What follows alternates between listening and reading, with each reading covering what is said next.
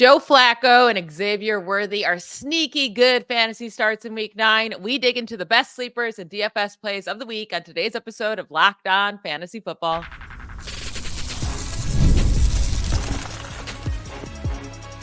You are Locked On Fantasy, your daily NFL fantasy podcast. Part of the Locked On Podcast Network, your team every day. Welcome into the Locked On Fantasy Football Podcast. Thank you for joining us every day of the week. We're here to help you win your fantasy championships. I am one of your co-hosts, Michelle Magdziuk, and when I'm not doing this, I'm a researcher and fantasy analyst with NFL Network. And I'm your other co-host, Vinnie Iyer. When I'm not doing this, I'm writing about NFL fantasy and betting for sportingnews.com. Today's episode is brought to you by Game Time. Download the Game Time app, create an account, and use code LOCKEDONNFL for $20 off your first purchase. We are on to Friday, right before we got our first game of the week last night. It was a snooze fest like we kind of thought it might be. Texans versus Jets. Nothing too exciting happening there except for Garrett Wilson's insane one-handed catches, both of his touchdowns. That was sick. But we're going to get into the sleepers of the week, as we always do on Friday, and then also get into our favorite DFS daily fantasy football plays of the week later on in today's show. But we'll give you one sleeper at each position, starting at quarterback, Mr. Joe Flacco himself. We love him this week against the Vikings. Yeah, I'm coming around on it a little bit. If you're hurting at quarterback or you just want to put in somebody for Brock Purdy, you've been riding Brock Purdy the entire season, you might it be, or Superflex League and you're out on Wilson or Purdy this week, you're definitely going to be looking at Joe Flacco's replacement, or you've been struggling with Anthony Richardson and he's been benched and you want another option. You're now forced to streaming.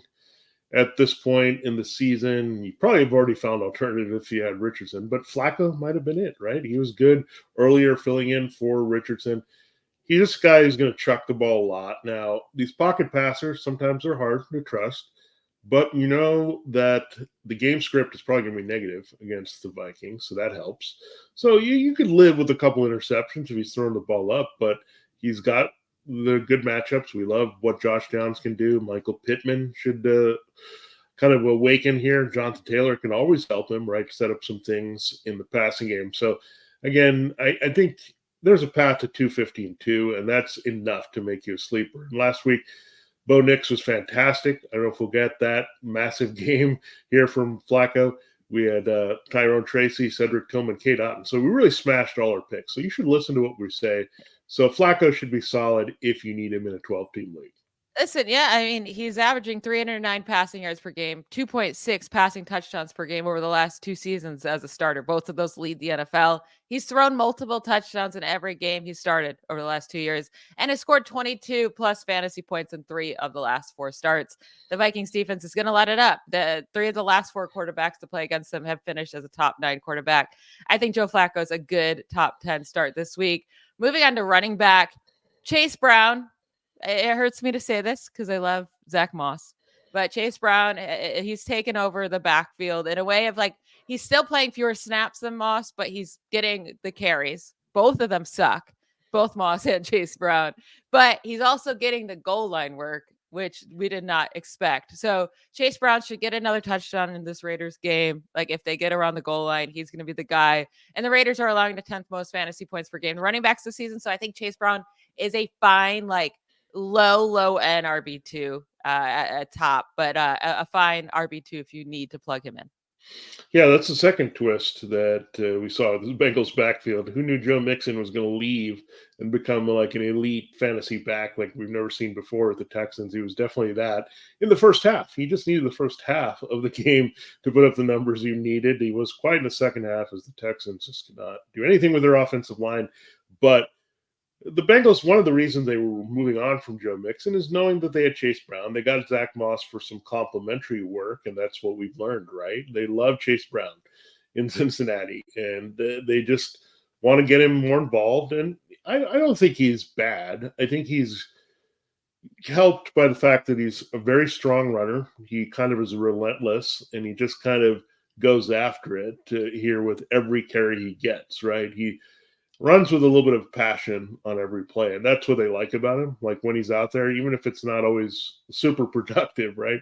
He comes and brings it, and kind of for a team that's struggling right now, that's big. So I think Chase Brown gives them a lot of energy when he's out there as a young player on the field. So then you have that against the Raiders' run defense, which has been atrocious all season long. It's a perfect combination. And I mean, Zach Moss, probably the third down role, is probably not going to see a lot of work here if the Bengals are playing from ahead for a change. Yeah, Zach Moss is definitely the receiving back, but I don't expect them to need that in this game all too much. So Chase Brown, he should get some volume. He should get some goal line work. He is a solid enough play. Now, a guy that we think has really high upside this week, it's Xavier Worthy, the rookie wide receiver for the Chiefs. I also like DeAndre Hopkins in this matchup against the Buccaneers. But Worthy has 8 targets each of the last 2 weeks. It hasn't turned into many receiving yards at all. He did get a touchdown last game. But we know the Buccaneers are giving it up through the air, and they're only getting worse as the season goes on. It's just like every team that's been playing them has just been destroying them through the air, mostly the Falcons over the last 3 weeks or 4 weeks. But, yeah, you know they're gonna give up some deep shots, and Xavier Worthy could have his first, like, real true breakout game. Yeah, I'm glad you brought up those two things, the Falcons and the deep shots, because I see Xavier Worthy as being kind of a better version of Darnell Mooney. I think now we're seeing what Darnell Mooney can do with speed and being fully healthy, and a quarterback with the arm to get him the ball consistently downfield. This is a big breakout year for Mooney that we know he's had the talent to have. I think there's a little bit of that style of play in Worthy where he can stretch the field. And the Buccaneers, in looking at them a little bit closely with the wide receiver points they've allowed, and it's been a lot, they allow a lot of stuff downfield. Like speed receivers give them a lot of trouble. Who was the guy that went off for the Falcons? It was Mooney, not Drake London, right? It's the guy that can stretch the field. So Hopkins, I do like to maybe come through and get a touchdown for you. But I think if you're looking for that big game with that high ceiling, and Xavier Worthy has been kind of the kind of middle of the pack wide receiver 3 with his scoring right now in half point PPR. I think he can maybe turn the corner the rest of the year and finally maybe break that top 24 here at wide receiver. That's how good he can be with all those wide receiver injuries. And what we're saying, like on our quarterback ranking episode, we like Patrick Mahomes this week because we expect him to pass a lot on this defense. They've been running, right? Like they haven't needed Mahomes too much. And then when they do, they just kind of use to Travis Kelce. In this game, I do think they're going to be able to pass all over him. Mahomes is going to have a good game, I think, for once for fantasy, which should mean that one of these guys has a big game as well. Now, last year at tight end, we like Mike Gesicki as long as T. Higgins is out. I think we need to put that disclaimer here. But T. Higgins has missed practice on Wednesday and Thursday. We're recording on Friday before we can see his practice report. But it does seem like he's unlikely to go with that groin injury unless something changes dramatically today. But Mike Gesicki, when T. Higgins isn't there, he's basically like kind of using that role. In week 2, when T. Higgins was out, 9 targets, 7 receptions, 91 yards. This last week when he was out, 8 targets, 7 receptions, 73 yards. Like he's kind of the guy that plugs in for T. Higgins. So he's a solid play this week against the Raiders. Yeah, when you look at his coverage assignment, it'll probably be Divine Diablo, who's a good kind of upfield linebacker. He's not very good, however, in coverage, and that's the problem here. And they're going to use that to their advantage in this game because Gesicki also has some athleticism if they want to work the seam a little bit, stretch the field, but he's also a very good red zone receiver when they need it. It's kind of like Mike Gesicki's in reserve. If anything happens with T. Higgins and they unlock him, but otherwise they don't really care. So when you look at T. Higgins, like it's annoying, right? Like you said, growing, it could be quad, it could be hamstring, it could be ego. Something always keeps this guy out. I mean, this is all headed towards him not re-signing there. So on a side note there, but Gesicki, I think, has felt it, I should say, with Joe Burrow all offseason long. And that's kind of carried over into the regular season as well when they've needed him. So I like Gesicki a lot. The matchup is really good also against the Raiders. So we're doubling up on Bengals this week. But again, often teams that struggle against running backs often also struggle against tight ends. So they're correlated. You can go into that and maybe you might think about these guys in DFS or your PrizePicks as well. Yeah, and we're going to move out into our favorite PrizePicks players of the week. We have our 6 best PrizePicks players that we'll give you in our next segment here. But But also, if you don't play DFS, it's okay. I mean, these are guys that we like in fantasy this week. So we're going to just keep talking about these guys, keep helping you win your fantasy lineups. So stick around. We have a lot more to get through today, right after a quick break. This episode of Locked On Fantasy Football is brought to you by the Game Time app. Buying tickets to your favorite event shouldn't be stressful. Game Time is the fast and easy way to buy tickets for all the sports, music, comedy, and theater near you. With killer deals on last-minute tickets and their best price guarantee, you can stop stressing over the tickets and start getting hyped for the fun you'll have.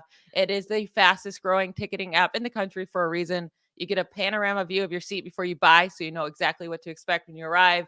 It takes just seconds to buy tickets. It's so easy. 2 taps and you're set.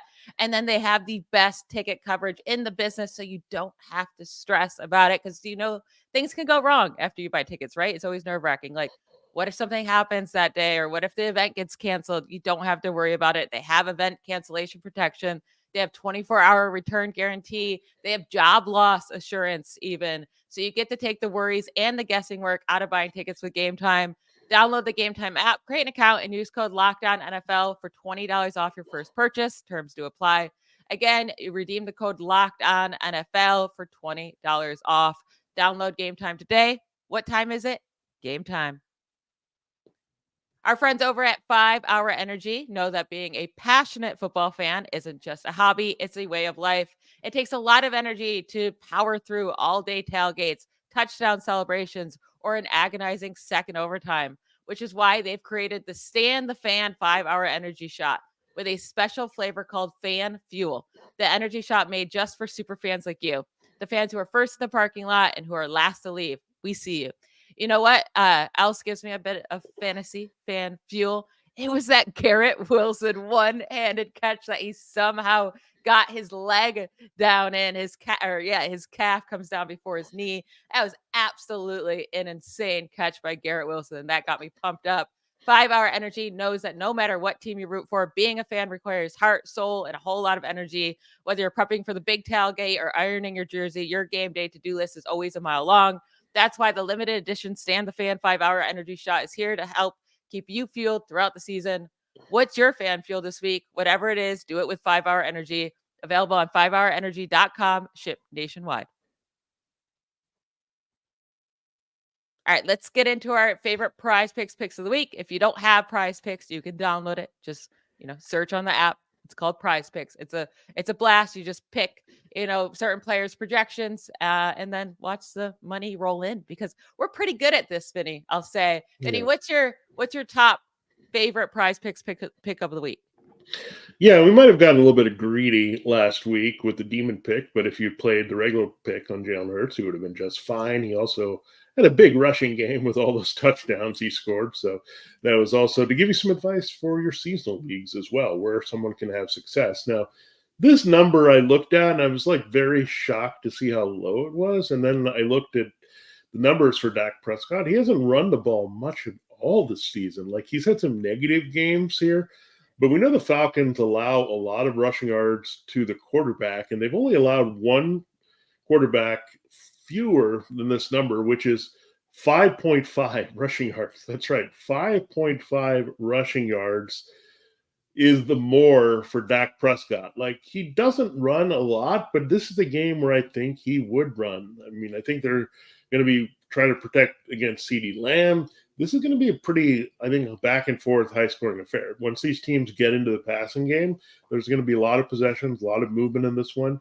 And the Falcons are not a great pass rushing team. So I think there'll be some opportunities maybe to have some designed runs as well, right? Where there's not some pressure and things might be kind of in coverage. So I do like Dak Prescott. I mean, that's a very small number. And this is what tells me that if he can have one run in this game, one designed run, one scramble, I think he hits it at 5.5 rushing yards. It was too hard to pass up, Michelle. I'm going more this week. It's a very tiny number. It might be one of the tiniest numbers we've ever gone more on. But, yeah, I'm going to take it. Yeah, and listen, the media, I feel like, has really gone in on Dak Prescott's mobility after this last game. People are just talking about, like, has he lost his mobility? I'm sure he's hearing this, right? And it's just going to get in the back of his head. He's going to be like, I need to show them. I still have it. So I do think he's going to take off and run a couple more times than usual in this game just to, shove it down the media's face here. My favorite pick of the week, I've been talking about him all week. It's Josh Downs, more than 56.5 receiving yards against the Vikings. He's had 66 yards in 4 of the last 5 games played. With the games that Joe Flacco played, he's had 9 targets, 12 targets, 9 targets. On the 84 passing snaps he's played with Joe Flacco this year, he's had 29 targets on the 84 passing snaps, 206 yards and 2 touchdowns. And the Vikings are allowing the second most receiving yards per game to wide receivers this season behind only the Lions. Like, it all matches up. I think he's going to have a huge game, and 56.5 receiving yards is very, very attainable. Yeah, so maybe you're thinking about a little Joe Flacco, Josh Downs stack in some places this week. Maybe it's your I don't think you're going to be lineups. surprised when we talked about our FanDuel line. Okay, so that could also be something you could put in seasonal, right? I mean, Downs is available, and you might have been able to get Flacco and pair them together this week. So not a bad combination there. I'm going back to Travis Kelce. It's been a while since I've done a prize pick with Travis Kelce, but 62.5 is the number for receiving yards against the Buccaneers. Again, this team is not only bad against the tight end, it's bad against multiple tight ends. There's been some multiple go-off games in this one. I think it was Foster Moreau and Juwan Johnson. You had Grant Calcaterra and Dallas Goedert do some damage on this team. Kyle Pitts went 90-plus yards last week against the Buccaneers. So this should be very fruitful for Travis Kelce on Monday night. He got going last week. He's coming off his best game of the season. Michelle just said we expect Patrick Mahomes to throw more in this game. Who's he going to throw to? A lot of Kelce, good chunk of Xavier Worthy, good bit of DeAndre Hopkins. That's where the ball's going. It's not really going in many other places, folks, when he puts the ball up here. So I just look at Travis Kelce, 62.5. That number is usually not that favorable and manageable, but I'm going to take it when it's there and everything lines up. So 62.5 more on Travis Kelce's receiving yards against the Buccaneers. Yeah, Kelce's been great. I think he also gets his second receiving touchdown of the year as well in that game. So love Kelce this week. I'm going with a little bit more bold one here, and I actually thought about him as our sleeper wide receiver of the week. It's Elijah Moore of the Browns. His projection is 40.5 receiving yards, so more than 40.5 receiving yards against the Chargers. I'm taking it.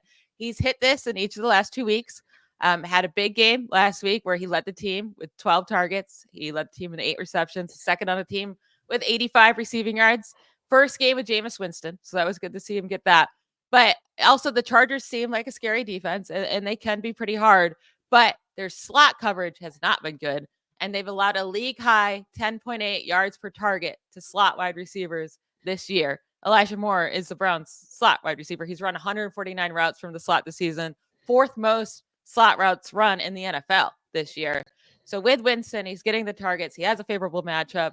I like the 40.5 receiving yards. Yeah, and I mentioned earlier the week that the Chargers are good on the outside, and that's going to maybe funnel some things for Jameis Winston to the inside. So Cedric Tillman could have a little bit of a trouble here on the outside, as well as Jerry Jeudy, who's kind of maybe in an uncomfortable role away from the inside, right? But Elijah Moore is the guy that, look, all of a sudden we are reminded he's on the team because of Jameis Winston. And he's a good player. We know that. From his days with the Jets, he was pretty good, and they just haven't used him well here. So I expect Elijah Moore to get involved quite a bit in this one. And the other side, I actually do like Josh Palmer as a sleeper because the Browns have the flip side problem. They struggle with the outside deep ball. So those are 2 guys that you could look at in this game for some cheap volume and value, I should say, getting those 2 words out. But Moore and Palmer are definitely good ones, and I do like that. 40.5, that's digging deep, Michelle. I really appreciate that on that pick. Now, Jahmyr Gibbs, I'm not going deep on this at all. I have 3 big names here, but Jahmyr Gibbs, 19.5 receiving yards. That's the number against the Packers. Now, when they crush opponents, Jahmyr Gibbs usually does not hit a lot of receiving yards when they're just rolling and they can run with him, Dave Montgomery, and Yeah, but Jared Goff getting away with like 100 receiving yards and still being called an MVP candidate when they score 50 points. But that's not what I'm talking about here. I'm talking about Jahmyr Gibbs in a more competitive game here with the Packers, right? What do they need?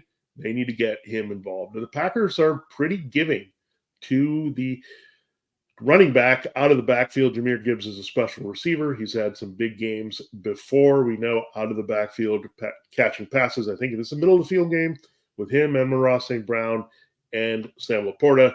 Those are the damage doers here for the Lions. And again, the Packers really struggle in coverage, but not as much as the team that you're going to exploit here with your third prize pick. Yeah, I also have a running back with more receiving yards than a 7 Achane against the Bills, more than 35.5 receiving yards. In games with Tua, he's had 76 receiving yards, 69 and 50. He's had at least 7 targets in all games that Tua has played this year. And the Bills have allowed the most receptions and receiving yards to running backs this season. Achane had 69 receiving yards against the Bills earlier this year. Justice Hill put up 78 receiving yards against them. Dare Ogunbowale put up 57 yards. Breece Hall 56. Even Kenneth Walker against the Bills last week had 33, and he's not like a pass catcher running back that's known for that. So 35.5, smash it. Let's go. Yeah, I love that. I mean, the Bills, I don't know why they've not done anything to address this at all with Matt Milano down. I mean, they had Terrell Bernard also missing game last week. We'll see if he can go, but he's at least going to be banged up if he's out there. So this has been a weakness the entire season. Like the Bills, I guess, are okay with it, given that they're pretty good otherwise, right? And this is their one weakness defensively that can come back to haunt them. And I think we're onto something also on why Jalen Waddle's not doing so much, because Devin Achane has been really unlocked a lot in the passing game. So that probably is attached to why Waddle is not putting the numbers we're used to as a short area receiver. So we'll ride those for sure. We've been on a hot streak with those. We've been doing well with our sleepers. We've also been doing well with our FanDuel picks. We'll be talking about those. Here are mock lineups for the main slate after this break. Speaking of FanDuel, you should be getting into FanDuel Sportsbook now. It's the second half of the season. It's officially kicked off here with Thursday night. The Jets, look, go figure. They were 2.5-point favorites in that game. They really played up to that level, right? Going after CJ Stroud, making things happen with the pass rush and coming through. Who do you like to come through this weekend? Well, you can get ready to tackle all that action that's coming up here on Sunday and Monday with FanDuel, America's #1 sportsbook, because right now new customers can bet $5 and get $150 in bonus bets if you win. The FanDuel Sportsbook app gives you everything you need to place live bets on the NFL all in one place. So when you get a hunch in the middle of a game, you can also check out the latest stats, view live play-by-play, and so much more on the same page where you place your bets. Just visit FanDuel.com to join today. You'll get started with $150 again in bonus bets if you win your first $5 bet. That's at FanDuel.com. Never waste a hunch and make every moment more with FanDuel, an official sportsbook partner of the NFL. All right, Michelle, we're down to the last part of our week, which is also fun. This Friday show is just a lot of fun, where we get to dive a little deeper and share where we're going here with our FanDuel lineups as well as our PrizePicks picks. So I'll let you go first. Who's your quarterback this week you're going to put in the main slate lineup on FanDuel? Listen, I got to go with Joe Flacco. He's $7,000. He's like the cheapest starting quarterback you can have. It's just, I think he's going to have a really solid game. If I think he's going to finish top 10 and his price is like 25th among the quarterbacks, I got to go with Joe Flacco this week.